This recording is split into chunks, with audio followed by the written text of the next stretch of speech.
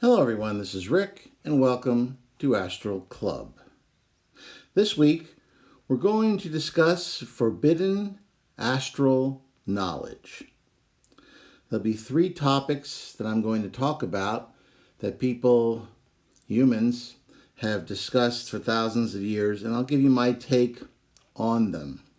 The first is going to be, if you recall from the video that I made a while back discussing what happens after we physically die. I talked about there was two different ways that you could go, and there was a third way which I didn't want to discuss at the time. Well, I'm going to discuss that. Next, why do we forget our past lives? Why does that happen? And lastly, which religion is right according to my astral projections? So without further ado, let's get right into it.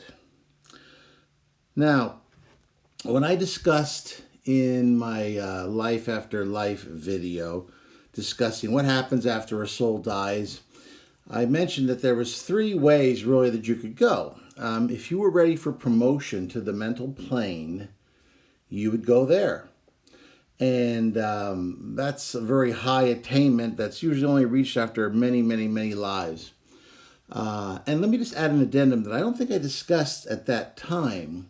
We have guides who belong on the mental plane, but they decide as a sacrifice to, instead of growing and existing in this perfect paradise that is the mental plane, they decide that they're going to work with the poor in Calcutta, India, by assisting souls of all levels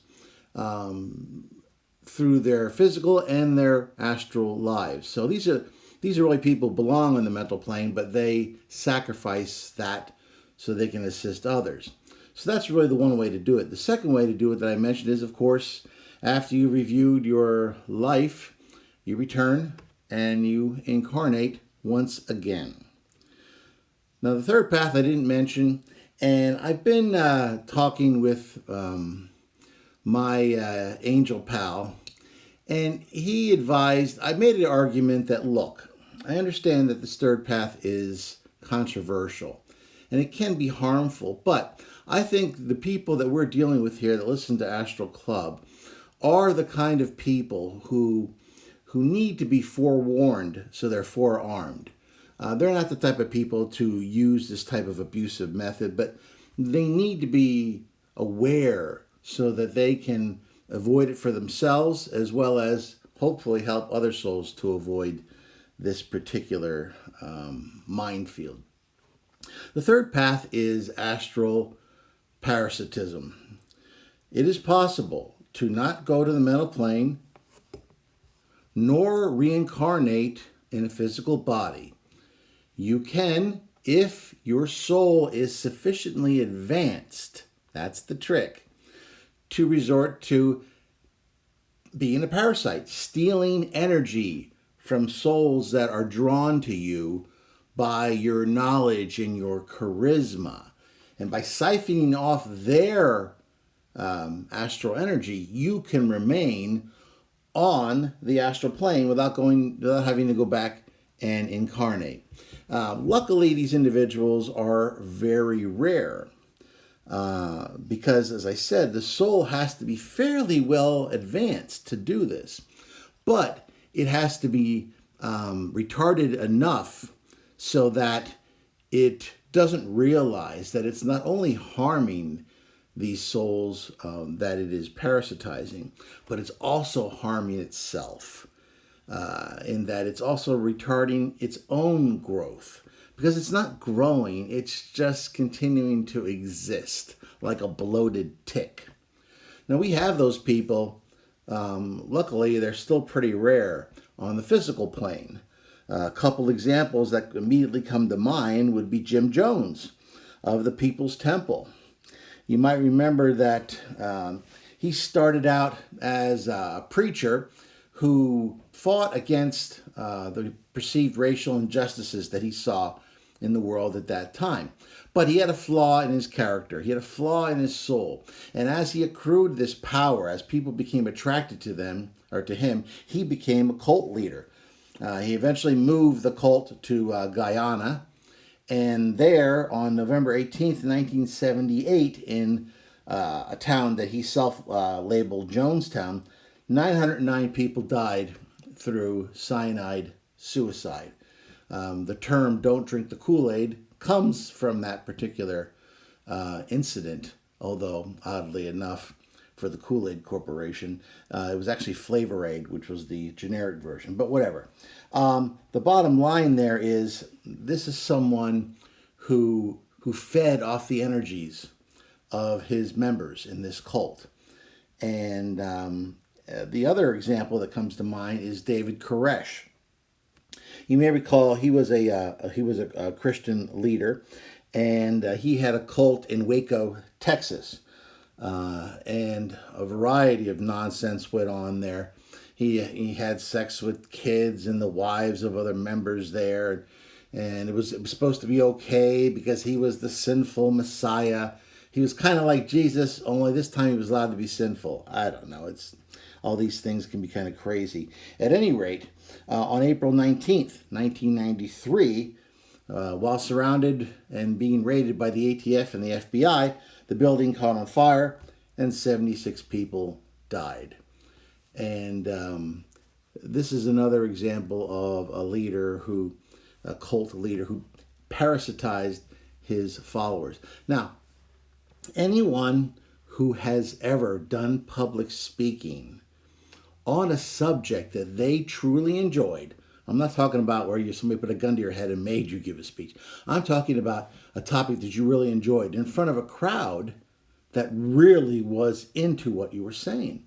And this sends me back to when I used to give seminars, and I'd have 30 or 40 people in a hotel over a weekend. And I'd be talking from basically 8 o'clock in the morning to 5 o'clock in the afternoon on both days, Saturday and Sunday. And you would think that at the end of all that, I would be exhausted. But I wouldn't be, because of the free interchange of energy between me and the people who were very much interested in my seminar. I was actually willingly given this energy, and I felt extremely elated at the end of everything. So that gives me just the teeniest little idea of what that must feel like for these negative cult leaders. So what we have to be aware of here, and what I want my people listening to this video right now, is to realize that not only do you have to be cautious about belonging to a cult here in the physical world, but also to be cautious in the next. Be very careful about someone who says that they have all of the answers and that you must listen to them because they have the only truth. And these people, they can be very, very seductive, but it's minefields. And I wanted to talk about it because I wanted to make sure that everyone was aware of what that third path was. It's not really a path. I mean, it's a very destructive one, not only for the victims, but also for the person himself who's doing it. And they're really just injuring their own soul and their own soul's growth. But be aware of that. Okay, the second thing is, why do we forget our past lives when we incarnate? Now, that is by large degree the way it happens. Now, there's been a few stories about children throughout human history who seem to have retained in some way their past life experiences. But for the most part, none of us consciously has access to that information. So why is it that we don't have that information? Well, I'll mention what I think right after I talk about one opinion. there is an opinion out there, and I just want to make sure that I share it so that you're aware that it is out there.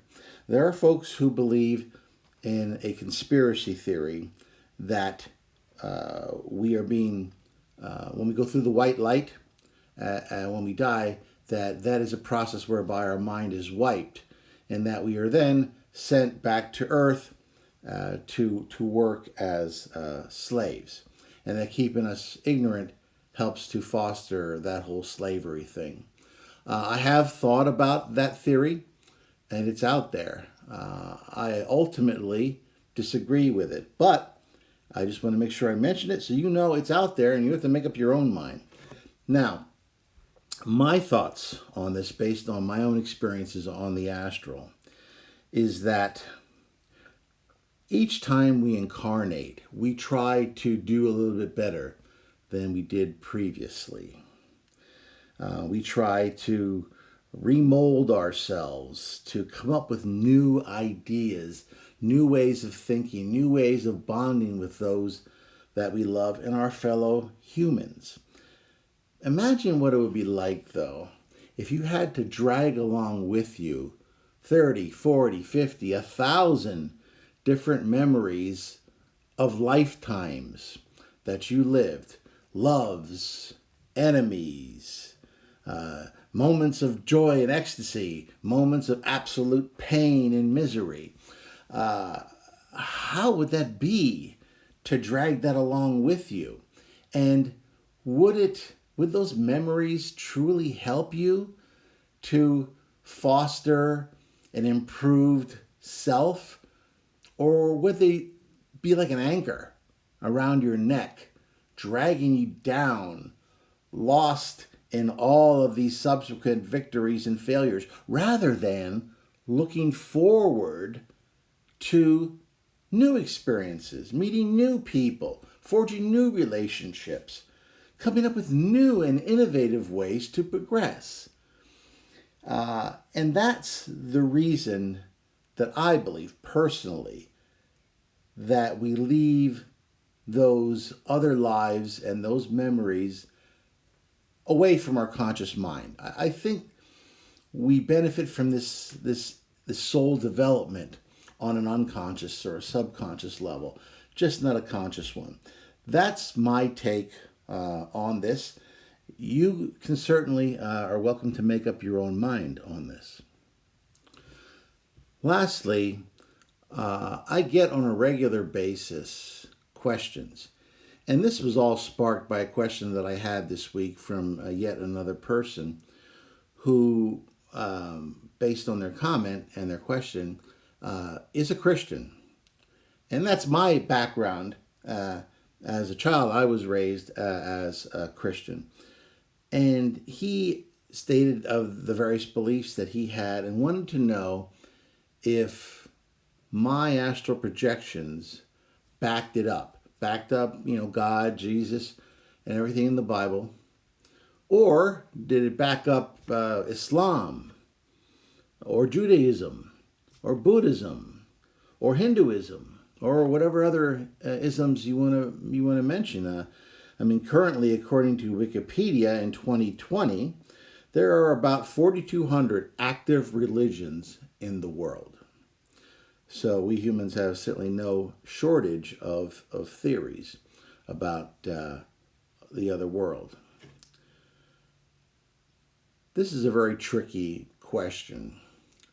And I don't truly believe that anyone should take what I say, most especially on this subject, as gospel, if I can use that phrase.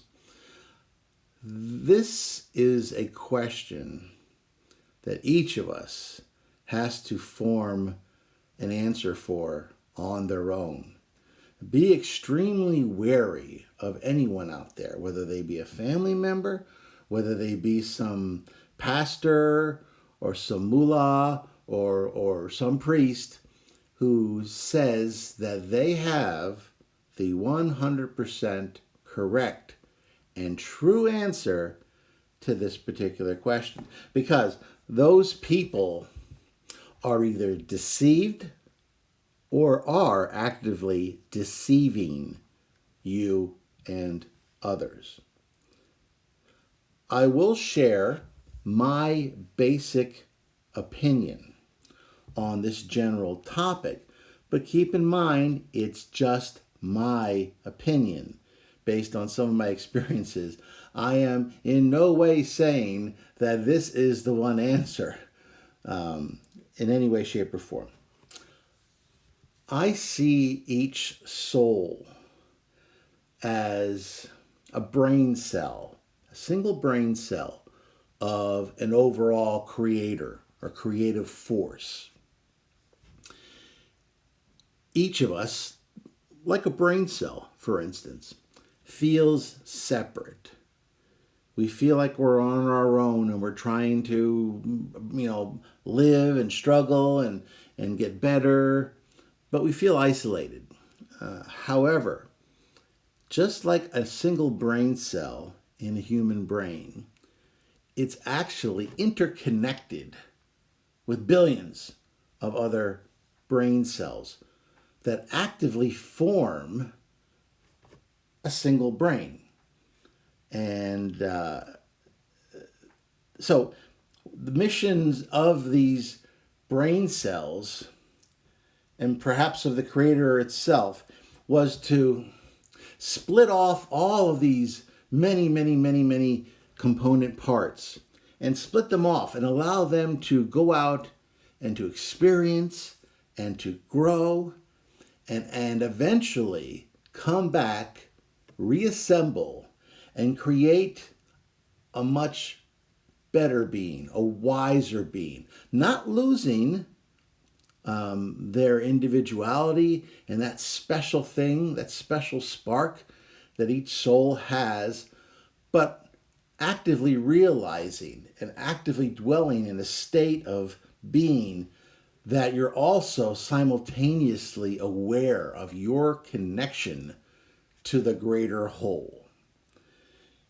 And if this theory is anything other than my delusion, what that means is if you hurt others, well, you're connected to them, so you've just hurt yourself. If you war against others, you're warring against yourself. If you plot against your enemy, you're plotting against yourself. So perhaps the best way to finally return to this perfect state, vastly improved, is to help each other. Because as we help one another, we help ourselves. I have a lot of folks on a regular basis who are very kind and very nice, who comment on my videos and say, oh, I really like this one. This is great. Keep up the good work. This is really helping me. And all of that is great. And I really appreciate the accolades. But I'm not doing it for the accolades. The reason I'm doing this, as I stated right off the bat, is that I want to help my fellow humans. And there's many ways to do that. And there are many people out there who are doing that very thing in infinitely superior ways than I can possibly do it. But I picked Astral Projection because it's the one area that I have some small amount of knowledge that I can share that is desired enough so that folks will listen, they'll take what they feel good about and discard the rest. And to help not only experience astral projection and all the wonderful things associated with that, but as they go through their travels through the astral and through life, that they grow and they become greater than they are now, and that they touch the lives of others around them. Whether the other people are interested in astral projection or not is neither here nor there. But we are in a situation now together that as we grow, I help you and you help others. And eventually, in some small, tiny, atomic way will have an effect on humanity as a whole.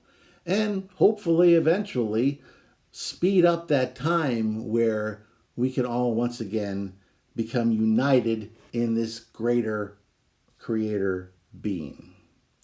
Well, so there you go.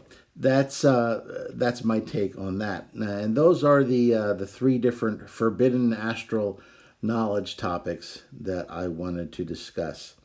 And we'll probably finish up the course next week. I want to thank everybody for listening. If you liked this video, please hit the like button. If you have subscribed, great. If you haven't, why don't you hit the subscribe button and ring that bell, and that way you'll be notified when I post videos. And if you like some of these videos and you want to support the channel, there'll be a Patreon link in the description. Okay, everyone. I hope you have a great day, and I will see you on the astral plane.